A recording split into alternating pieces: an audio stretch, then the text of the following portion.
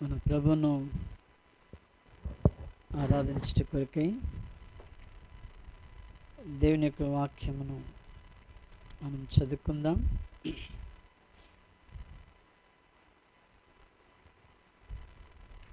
కీర్తనలు 62వ అధ్యాయము.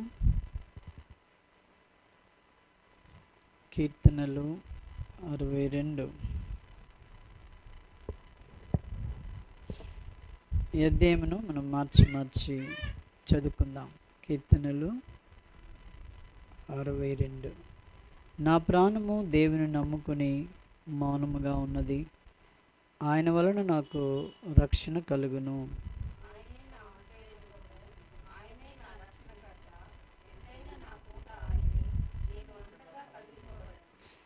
ఎన్నాళ్ళు మీరు ఒకనిపై పడుదురు, ఒగురుచున్న గోడను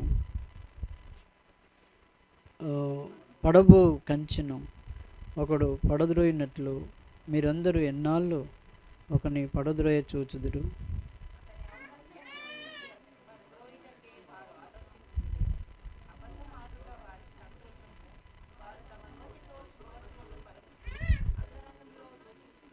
నా ప్రాణమా, దేవుని నమ్ముకుని మౌనముగా నుండుము, ఆయన వలననే నాకు నిరీక్షణ కలుగుచున్నది.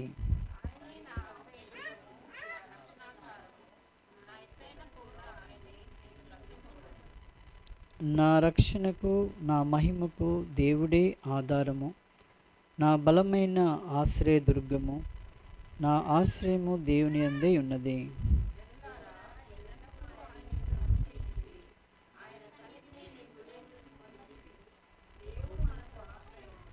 అల్పులైన వారు వట్టి ఊపిరి అయి ఉన్నారు, గనులైన వారు మాయాస్వరూపులు, త్రాసులో వారందరూ తేలిపోదురు, వట్టి ఊపిరి కన్నా అలకనగా ఉన్నారు.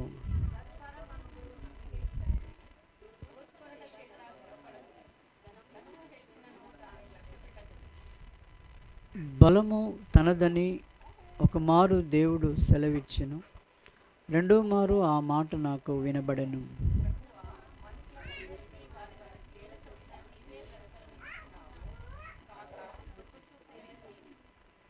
ప్రభు సహాయం కొరకై ప్రార్థన చేసుకుందాం. ప్రేమగల తండ్రి, పరిశుద్ధుడైన మా దేవ, నీకు వందనం చెల్లిస్తుంటున్నాం.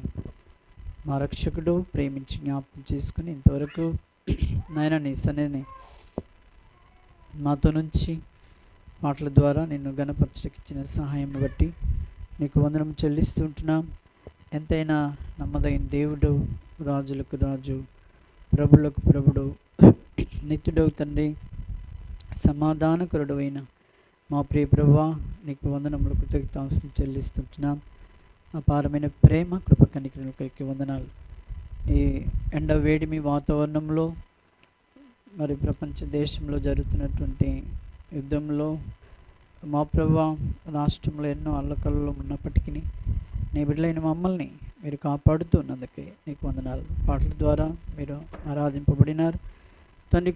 కొంత సమయం నీకు వాక్యం చుట్టూ మేము చేరి నేను ఆరాధించట కొరకై మాకు కావలసిన తలంపులు మీరు అనుగ్రహించండి. అయోగ్యను నీసులో చాటిన మరుగు చేయండి, కృప చూపించు. వందనం చెల్లిస్తూ యేసు నామములో స్తుతించి ప్రార్థిస్తున్నాం తండ్రి, ఆమేన్.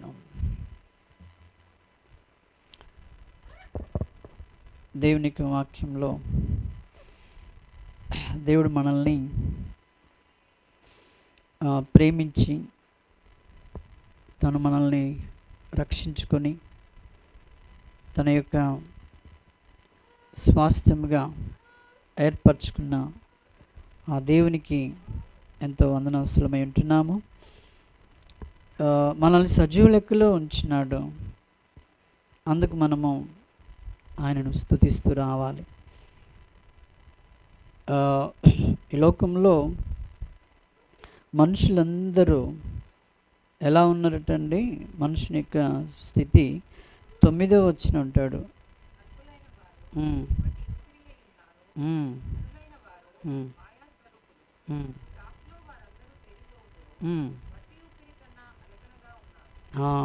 లోకంలో మనుషులందరి యొక్క పరిస్థితి దేవుడు మరి ఇక్కడ ఆ స్థితిలో ఉన్నారని చెప్తూ వచ్చినాడు. కానీ మనల్ని అయితే మనం ఎంత గొప్ప మనకు సహాయం చేశాడు మన దేవుడు. 5వ వచనం చూద్దాం.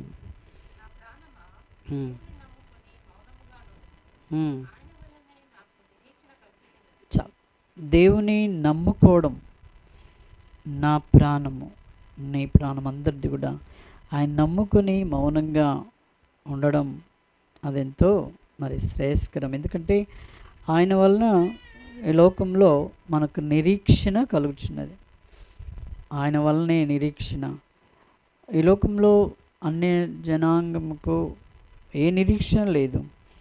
అందుకనే మనం చూసాం కదా, వారు ఊపిరి వంటి వారు, మాయాస్వరూపులు, ఎంత గనులైనప్పటికీ కూడా అటువంటి ఆ స్థితిలో నుండి దేవుడు మనల్ని రక్షించుకొని ఆయన నమ్ముకునేటువంటి మనస్సును దేవుడు మనకు అనుగ్రహించినాడు.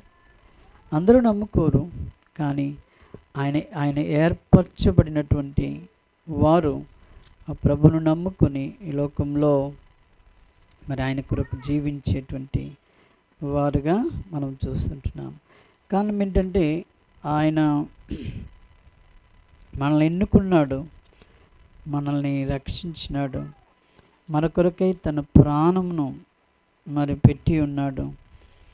అందుకు మనము ఆయనను ఎంతగానో ఆయన ఎడల మనము నిరీక్షణ కలిగి జీవిస్తూ రావాలి. కారణం ఏంటంటే ఆయన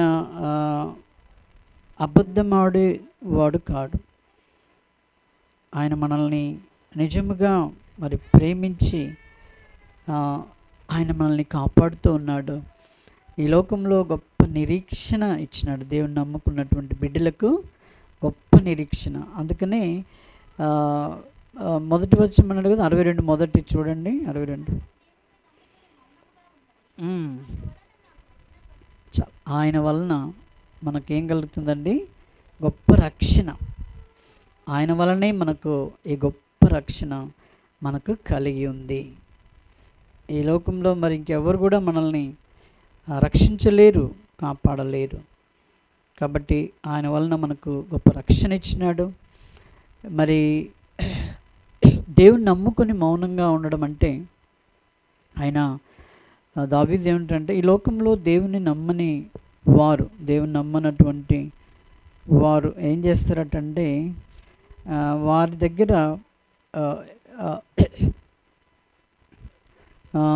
కీర్తనలు 2వ అధ్యాయము 1వ వచనం ఏముంది?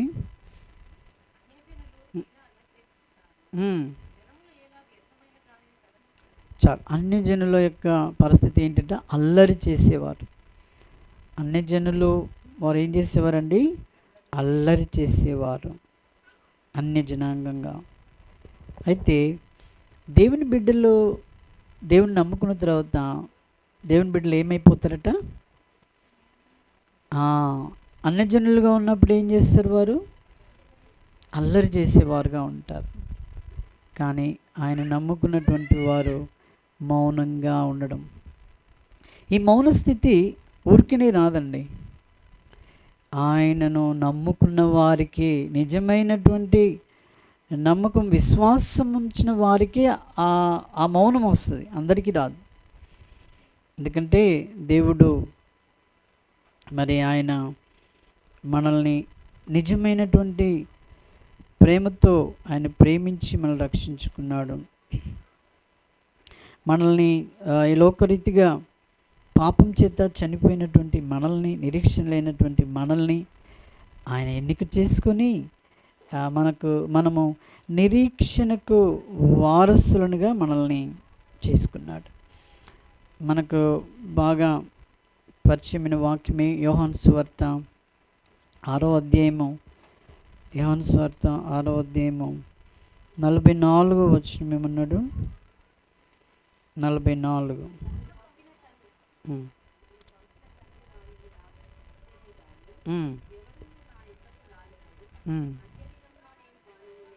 చాలు. ఆయన తండ్రిని పంపిన వారిని ఆకర్షించితేనే కానీ ఎవడు నా ఎద్దకు రాడు. నన్ను దేవుడు ఆకర్షించాడు కాబట్టి నీకు గొప్ప రక్షణ కలుగజేశాడు.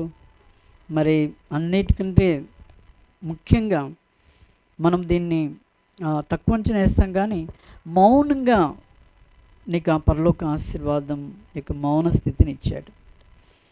యేసుప్రభు వారు కలువరి శిలువలో వేయబడక ముందు ఆయనను గేలి చేస్తూ, అవమానపరుస్తూ, ఆయన మీద ఉమ్మి వేస్తూ ఉంటున్నప్పుడు ఆయన అల్లరి చేశాడా?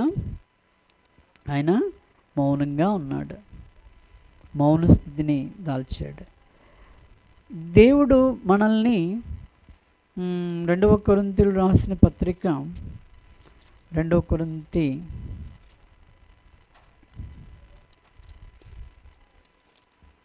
దేవుడు మనల్ని 6వ అధ్యాయము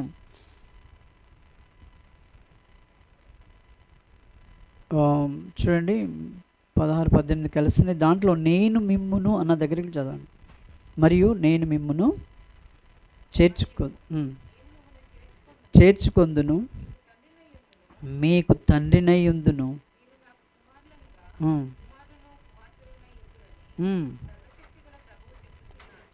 మీరు నాకు కుమారులను కుమార్తెలనై ఉందుడని సర్వశక్తి గల దేవుడు చెప్తున్నాడు. దేవుడు మరి ఆయన నిన్ను నన్ను మరి తన యొక్క కుమారులనిగా కుమార్తెలుగా చేసుకున్నాడు. ఈ అల్లరి మూకలుగా అల్లరి జీవితాన్ని జీవిస్తున్న మనల్ని ఆయన ప్రేమించి మనల్ని ఎలా చేశాడండి? తన కుమారులు ఎలా ఉంటారు? యేసుప్రభు ఎలా ఉన్నాడు? మౌని అయి ఉన్నాడు కదా. ఆయన కూడా మనల్ని మౌనంగా మరి ఉంచాడు. దేవుని నమ్ముకున్న వారు ఎలా ఉంటారు అన్నాడు? మౌని అయి ఉంటారు. ఈ మౌనము అనేది కూడా అదొక వరము దేవుడు మనకిచ్చింది. అర్థమైందా అండి? మనము ఏదో ఓడిపోతున్నామని మౌనమించడం కాదు. దేవుని నమ్ముకున్నటువంటి వారు ఈ రీతిగా ఉంటారు. దేవుని నమ్ముకున్నటువంటి వారు. ఆ తర్వాత దేవుని నమ్మని వారు ఎలా ఉంటారు? 9వ వచనం చూసాం కదా. వారు ఊపిరి అయి ఉన్నారు, వారు మాయాస్వరూపులుగా ఉన్నారు, తర్వాత వారు తేలిపోయేవారుగా ఉన్నారు. ఈ తేలిపోయే స్థితిలో మనం చూడాలంటే కీర్తనలు 1వ అధ్యాయంలో అక్కడ ఏమిటంటే 6వ వచనం అనుకుంటా.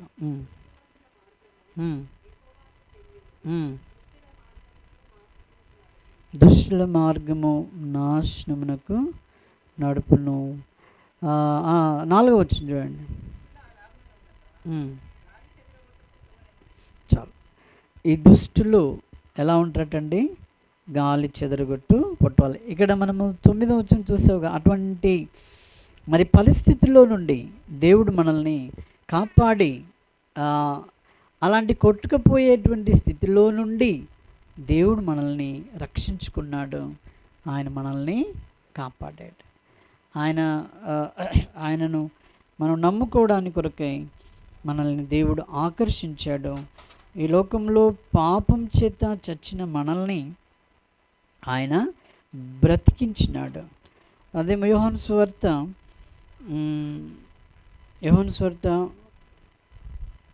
11వ అధ్యాయము, యోహాను సువార్త 11:24 నుండి చూడండి.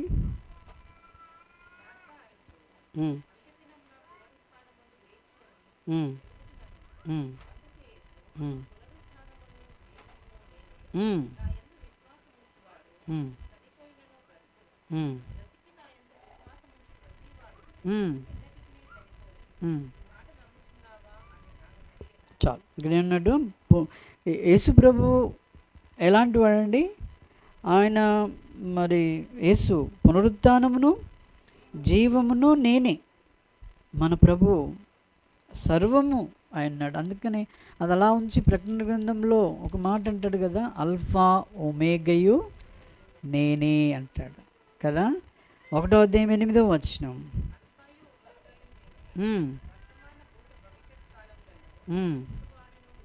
ఉమ్, ఉమ్, ఉమ్. అల్ఫా ఒమేగయు నేనే. ఈ అల్ఫా ఒమేగయు అనే మాట ఆ, మరి దాని అర్థం ఇక్కడ వెంటనే వ్రాయబడింది ఏంటంటే వర్త వర్తమాన భూత ఆదియు అంతంనై ఉన్నాడు. ఆయన ఆదియు అంతంనై ఉన్నటువంటి ఆ దేవుడు. ఆయన ఇంకేమన్నాడు, నేను పునరుత్థానము జీవము నేనే, నా యందు విశ్వాసం ఉంచువాడు చనిపోయినను బ్రతుకును. మనం చనిపోయాం, కానీ క్రీస్తునందు విశ్వాసం ఉంచడం ద్వారా మనం ఏమయ్యాము? బ్రతికినాం. క్రీస్తునందు విశ్వాసం ఉంచడం ద్వారా మనము బ్రతికింపబడ్డాం. ఆ బ్రతికిన స్థితి మనము ఎక్కువ జ్ఞాపకం చేసుకుంటాం. ఎక్కడ? మరి ఎఫెసీయులకు రాసిన పత్రిక 2వ అధ్యాయము 1వ వచనం చదవండి.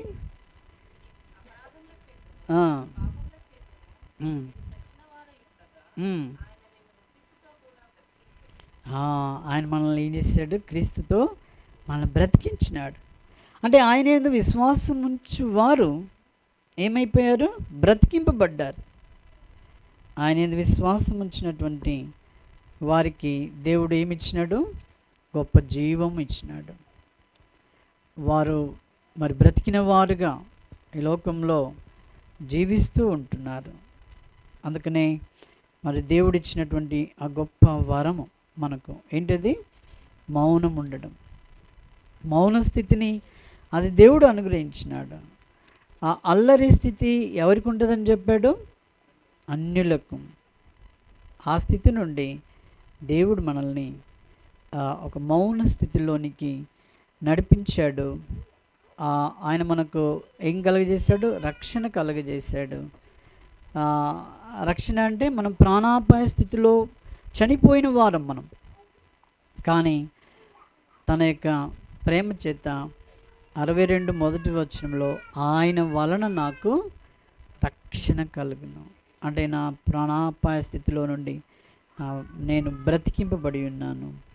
ఒక నిరీక్షణ లేని అన్య జనాంగంగా ఉంటిని, కానీ నా ప్రభువు ద్వారా 5వ వచనంలో చూసినట్టు నా ప్రాణము దేవుని నమ్ముకొని మౌనంగా నుండుము, ఆయన వలనే నాకు నిరీక్షణ కలిగి ఉన్నది. ఆయన ద్వారా మనకు నిరీక్షణ కలిగింది. విశ్వాసంతో దీన్ని మనము మరి స్వీకరించాలి, విశ్వసించాలి. ఏమని? 6వ వచనం, ఆయనే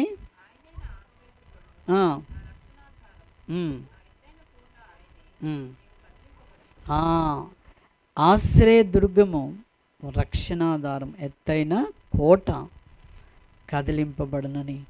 ఇవన్నీ కూడా ఉదాహరణ చెప్పాలంటే మనకున్నటువంటి చిన్న బిడ్డల్ని మనం చూసి వాళ్ళని ఏమంటాము? మనం ఏమని సంబోధిస్తాం? పేర్లు. నా బంగారము, నా వెండి, ఇంకా ఇత్తడి అన్నాం, కానీ బంగారము, వెండి, ఇంకా చాలా రకరకాలుగా పిలుస్తూ ఉంటాం. అది అలాగే దేవుని యొక్క మనం విశ్వసించిన మనము, ఆయన మనకు ఏమై ఉన్నాడంటే ఆశ్రయదుర్గముగా ఉన్నాడు, రక్షణాధారముగా ఉన్నాడు. మనం విశ్వాసంతో దీనిని ప్రభు సన్నిధిలో మనం పలుకుతూ రావాలి. తర్వాత ఏమన్నాడంటే నేను కదిలింపబడను. అంటే ఇవి మనము మన హృదయంలో విశ్వసించి మనము ఎలాంటి గొప్ప నిరీక్షణ అంటే ఇక నేను కదిలింపబడను అనేది నీవే స్థిరత్వం కలిగి జీవిస్తూ రావాలి. నేను కదిలింపబడను అన్న నమ్మకము మనలో ఏం కావాలండి? అలాగూ ఉండాలి. అలాంటి గొప్ప విశ్వాసంతో మనము జీవిస్తూ రావాలి.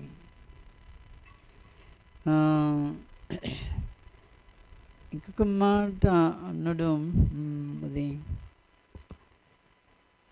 133లో ఏముంటుందండి? 133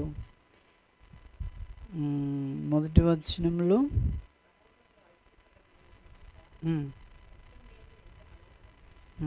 ఇంకొకటి, నేను కదిలింపబడను వానిగా ఉంటానని ఒక వచనంలో ఉంటుంది. ఆయన కదిలింపబడడు. కాబట్టి మనము నిత్యము నిలిచేటువంటి కదిలింపబడినటువంటి ఆ గొప్ప ఆదరణ మనకు అనుగ్రహించినాడు. కాబట్టి దేవుణ్ణి మనము నమ్ముకోవడం ద్వారా మనకు ఏం కలిగిందండి? రక్షణ కలిగింది, మౌనం కలిగింది. ఆ తర్వాత ఆ మరణపు అంచులో ఉన్న మనల్ని ఆయన ఏం చేశాడు? బ్రతికించాడు. మనం బ్రతికింపబడిన వారము. ఆ తర్వాత నిత్యము మనకు ఆయన ఏమై ఉన్నాడు? ఆశ్రయదుర్గముగా ఉన్నాడు, రక్షణాధారముగా, ఎత్తైన కోటగా ఆయన ఉన్నాడు. 7వ వచనం అంటాడు 62:7లో, నా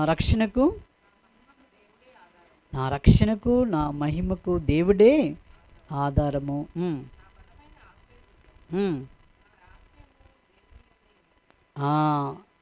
మన యొక్క ఆశ్రయము ఎవరి యందండి? దేవుని యందే. ఆయన యందే మనము ఆశ్రయం పొందుతూ ఉండాలి. ప్రతి విషయంలో మరి దేవుని సన్నిధిలో మనము ఉంటూ రావాలి అని ప్రభు కోరుతున్నాడు. అందుకొరకు దేవుడు మనల్ని రక్షించుకున్నాడు. ఈ లోకం యొక్క అన్య జనాంగము దేని యందు వారు అతిశయించారంటే 10వ వచనం చదవండి. 10వ వచనం.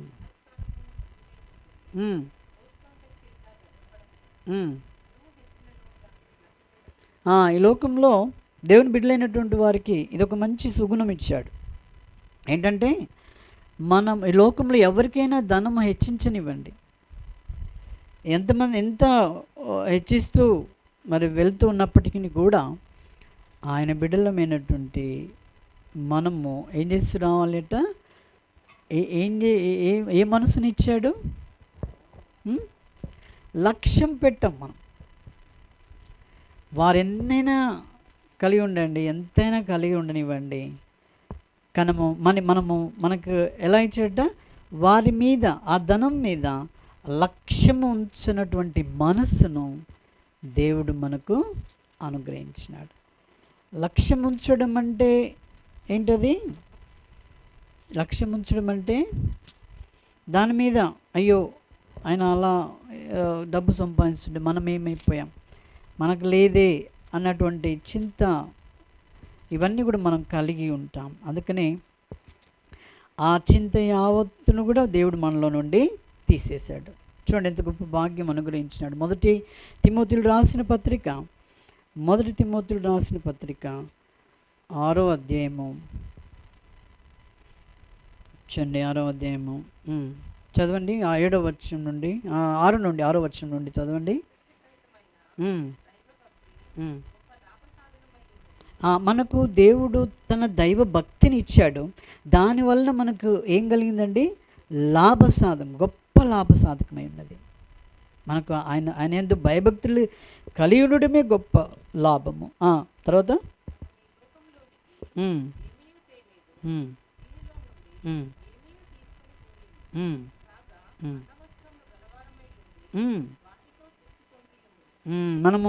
మనం ఈ లోకంలో ఏమైనా తెచ్చారా అండి? మీరు ఎవరైనా? ఏం తెలియదా? ఏమీ తీసుకురాలే. కేవలం మనము ఏమై ఉండాలన్నాడు?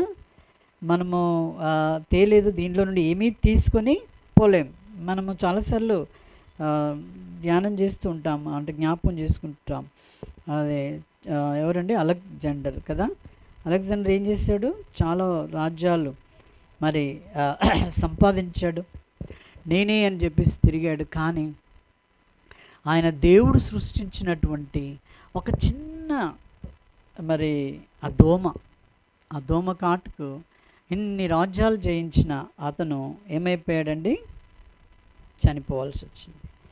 అప్పుడు ఆయన అన్న మాట ఏంటంటే, మరి నేను దీనిలోనికి ఏమీ తీసుకుని రాలేదు, తిరిగి ఏమి తీసుకుని పోలేదు, కాబట్టి నా బాక్సులో నుండి ఆ చేయులను ఏం చేయాలి? బయటికి పెట్టండి. అంటే కనీసం ఆయన ద్వారా వింటే వీరు నిజంగా ఏం అని నమ్ముతారేమో అన్న ఆ ప్రజలకు కలగాలని ఆ విధంగా చూపిస్తూ వచ్చాడు. ఎందుకంటే వాక్యాన్ని సరిగా విశ్వసించినటువంటి వారికి. కాబట్టి అన్నవసరం గల వారమై ఉండి తృప్తి పొందదము. 9వ వచనం ఏమన్నాడు? ఉమ్, ఉమ్, ఉమ్, ఉమ్, ఉమ్, ఆ, ఉమ్, ఉమ్. చూసారా అండి, ఇంతటి భయంకరమైన ఈ స్థితిలో నుండి దేవుడు మనల్ని రక్షించినాడు, ఆయన కాపాడినాడు కదా. మనము ధనవంతులగుటకు ఆపేక్ష అనేది ఉందా ఇప్పుడు దేవుడు నమ్మిన బిడ్డలకు? అది ఉండకూడదు, అది లేకుండా చేశాడు దేవుడు. తర్వాత శోధనలు కూడా లేకుండా చేశాడు. శోధింపబడతాము కానీ మనము శోధనలో మరి వెళ్ళిపోము. ఊరిలో తర్వాత అవివేకయుక్తములైన హానికరమైన అనేక దురాశల్లో పడతాడు ఎవరు ఈ లోకము. కానీ అక్కడి నుండి దేవుడు మనల్ని రక్షించి ఇట్టి వాటి నుండి మనల్ని దేవుడు కాపాడుతూ వచ్చాడు. తర్వాత 10వ వచనం.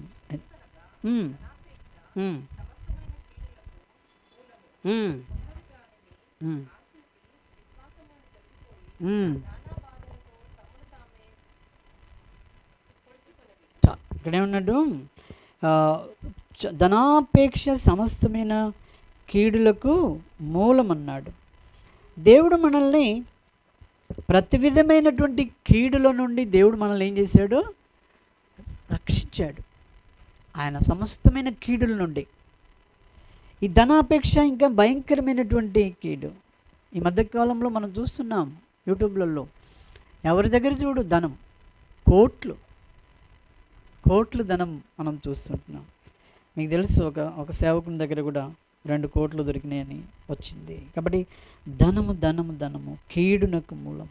ఈ ధనము ద్వారా విశ్వాసం నుండి తొలగిపోయేటువంటి నానా బాధలతో తమను తామే పొడుచుకునేటువంటి ఆ స్థితి వస్తుంది అన్నట్టు. అందుకనే మనల్ని దేవుడు ఏం చేశాడు? 6వ వచనముగా చేశాడు. 6వ వచనం మళ్ళీ చదవండి.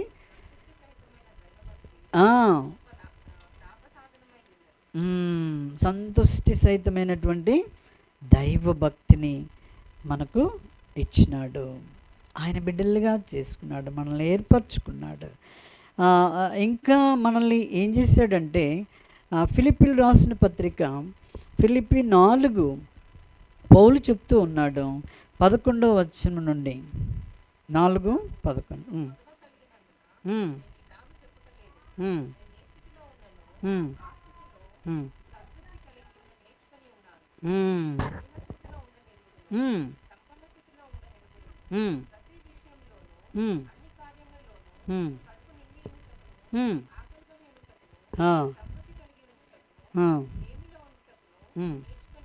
చాలు. ఇది ఎవరు అంటున్నటువంటి మాట? ఇవి పౌలు అంటున్నాడు. ఏ స్థితిలో ఉండి అంటున్నాడు ఆయన?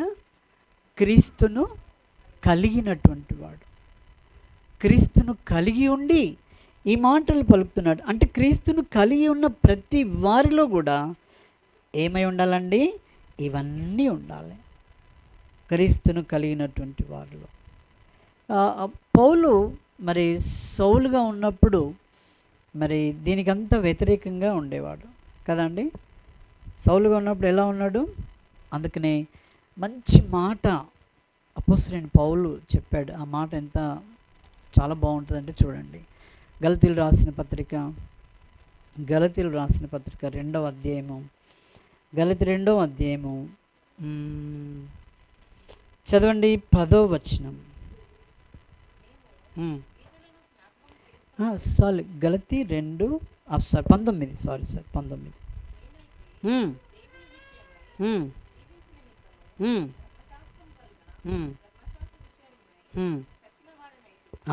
అపోస్తలుడైన పౌలు ఏమంటుండండి? ఎంత మంచి మాట! నేనే దేవుని విషయమై జీవించడానికి, దేవుని కొరకు జీవించడానికి అండి, నేను దేవుని కొరకు జీవించడానికి కొరకు నేను ఏం చేయబడుతున్నా ఇప్పుడు? ధర్మశాస్త్రం వలనైనా, ధర్మశాస్త్రం విషయమై ఏమైనా చచ్చిన వాడను. ధర్మశాస్త్ర విషయంలో చచ్చినటువంటి స్థితి కలిగి ఉన్నానని చెప్తుంటున్నాడు. అనగా మనల్ని పాపంలో నుండి దేవుడు మనల్ని రక్షించిన తర్వాత మనము పాపానికి మనం ఏమై ఉండాలండి? ఇప్పుడు పౌలు వలె మనం కూడా మరి పాప నియమానికి, ధర్మశాస్త్ర సంబంధమైన వాటన్నిటి కొరకై నేను కూడా ఏమైపోవాలట? చచ్చిన వారంగా ఉండాల. చచ్చినటువంటి వారే ఫిలిప్పి ఆ మాటలు చెప్పగలుగుతారు. చచ్చినటువంటి వారే 2వ అధ్యాయం 62 కీర్తనలు చెప్తాడు. నేను దేవుణ్ణి నమ్ముకొని మౌనంగా ఉన్నాను, నా రక్షణ ఆయనే, నా రక్షకుడు, నన్ను రక్షించినటువంటి వాడు ఆయనే. తర్వాత నా నా నా నా ఆయన వలన నాకు నిరీక్షణ కలుగుచున్నది, నా ఆశ్రయదుర్గము, నా రక్షణాధారము, నా ఎత్తైన కోట ఆయనే. ఇప్పుడు విశ్వాసి నిజంగా ఆయన ఆరాధించి బిడ్డలో ఎలా ఉండాలటండి? కదిలింపబడను. మనము ఎటు వస్తే గాలి అటు పడినట్టుగా ఉండకూడదు. అర్థమైందా? అలా ఉంటున్నావంటే నువ్వు ఇవి జ్ఞాపకం చేసుకో. ఒకవేళ కదులుతున్నావంటే నా ఆశ్రయదుర్గం, నా కోట, నా ఎత్తైన కొండ, ఆ కొండను నువ్వు జ్ఞాపకం చేసుకుంటే నువ్వు కదలవు. నువ్వు కొండను, మరి రక్షణను, ఆయన ఆశ్రయాన్ని అన్నీ పక్కకు పెట్టినావు అనుకో, ఇక గాలి వచ్చినా భయపడతావు. యేసుప్రభు నీళ్ళ మీద నడుస్తున్నప్పుడు ఎవరు నడవాలని ఆశించారు? పేతురు ఆశించాడు. యేసు వైపు చూస్తూ అలా నడుచుకుంటూ వచ్చాడు. తర్వాత ఏం చేశాడు ఆయన? ఆయన అలలు నీటిని చూసేసరికి ఏమైపోయింది? మునిగిపోసాగాడు. అప్పుడు వెంటనే ప్రభువా నన్ను కరుణించు అంటే మన దృష్టి, మన యొక్క విశ్వాసం అంతా కూడా కేవలము నీ దృష్టి అంతా కూడా కేవలం ఆయన వైపే ఉంటూ రావాలి. ఒక మంచి మాట మరి 52వ కీర్తనలో ఒక మాట ఉంది చూడండి. 52వ కీర్తన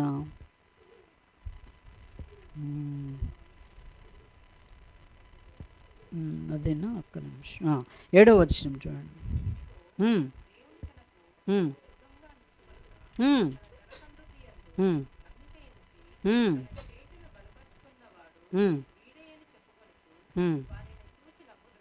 మనము ఎవరిని దుర్గంగా ఎంచుకోవాలి? నేను ఆ దేవుణ్ణే దుర్గంగా ఎంచుకోవాలండి. కానీ ఇక్కడ ప్రజలు ఏం చేస్తున్నారు? దుర్గముగా నుంచుకొనక అంటున్నాడు. దుర్గముగా నుంచుకొనకపోతే అక్కడ తిమోతిలో మనం చూసినట్టు వారు తమ్మును తామును పొడుచుకుంటారు, ధనాపేక్ష కలిగి ఉండడానికి ఆశపడేవారుగా ఉంటారు.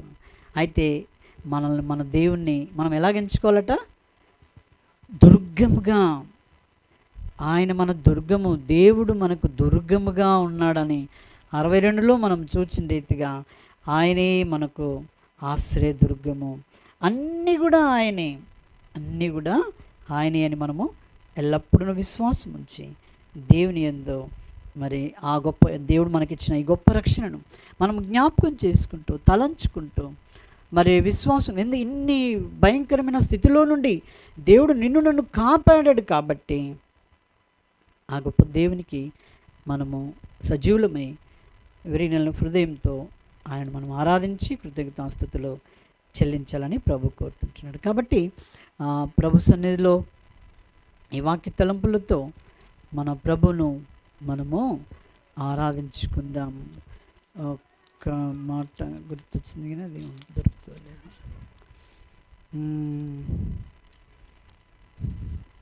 సరే,